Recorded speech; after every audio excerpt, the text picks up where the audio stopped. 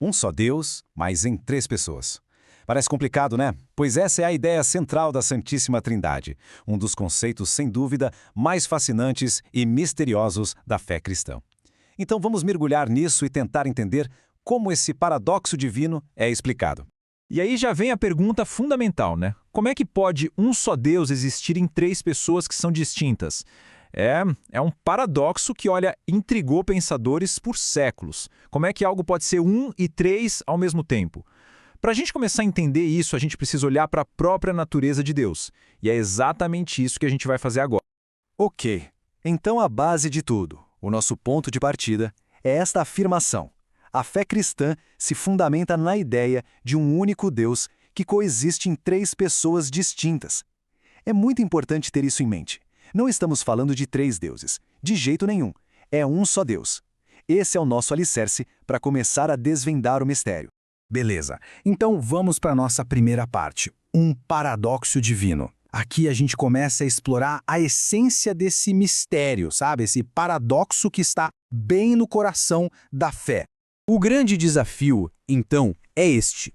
Como é que se concilia o monoteísmo, ou seja, a crença em um único Deus, com a divindade distinta do Pai, do Filho e do Espírito Santo? A chave, e a gente vai ver isso, não está na divisão, mas sim em uma unidade que é, bem, profundamente complexa.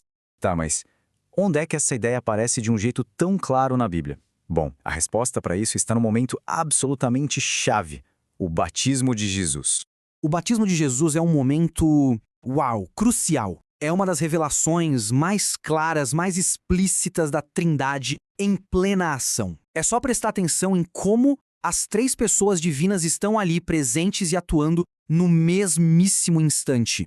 E essa cena ilustra a dinâmica de uma forma brilhante. Pensa bem, a gente tem o Filho, Jesus, ali sendo batizado no rio.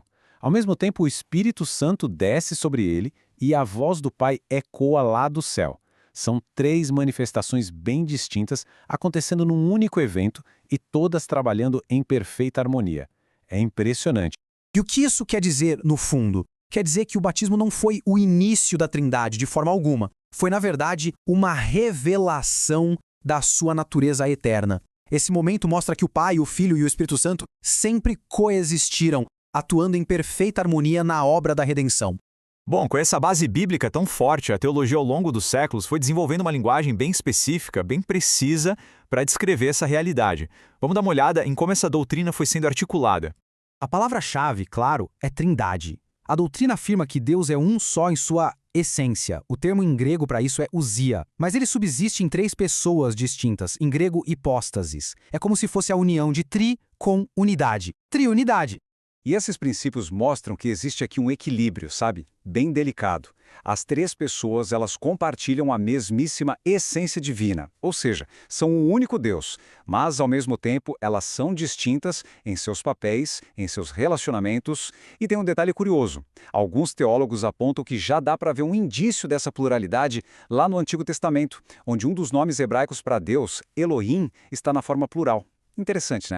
Sabe, para a gente entender melhor o que a Trindade é, às vezes ajuda muito a entender o que ela não é. O trinitarismo, por exemplo, é bem diferente de outras visões como o modalismo. O modalismo sugere que Deus só veste máscaras diferentes, sabe? Ora age como pai, ora como filho. A doutrina da Trindade não, ela afirma que as três pessoas são distintas e existem ao mesmo tempo, simultaneamente. Então, para resumir a ideia central, não se trata de três deuses, mas de um único ser divino em sua essência, que se revela como Pai, Filho e Espírito Santo. A unidade e a distinção, elas andam juntas, são inseparáveis. Mas ok, além da teoria toda, por que isso realmente importa? E isso nos leva à nossa quarta parte. Por que a Trindade importa? Porque, vamos combinar, além de toda a complexidade teológica, qual é a relevância prática disso tudo? Por que essa doutrina é vista como algo tão, mas tão fundamental para a fé cristã? Essa citação aqui é muito poderosa. Ela conecta diretamente quem Deus é com o que ele faz, com o ato da salvação. O jeito como Deus se revela, como Pai, Filho e Espírito Santo, é exatamente o mesmo jeito como ele atua para salvar. A identidade de Deus e a ação de Deus estão totalmente interligadas.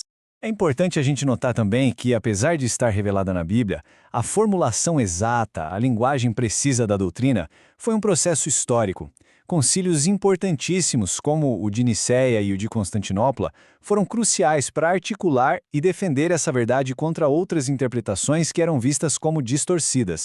E aqui a gente chega na conclusão central. A doutrina da Trindade não é tratada como um detalhe teológico opcional, sabe? Longe disso. Ela é vista como a própria base que sustenta toda a mensagem do Evangelho. Então, negar a Trindade, dentro dessa perspectiva, seria distorcer a identidade do Deus revelado nas Escrituras. E para fechar, fica aqui uma reflexão. Se a natureza mais profunda de Deus é relacional, ou seja, uma comunidade de amor perfeito entre o Pai, o Filho e o Espírito Santo, o que será que isso pode revelar sobre a natureza da realidade e sobre o nosso próprio propósito?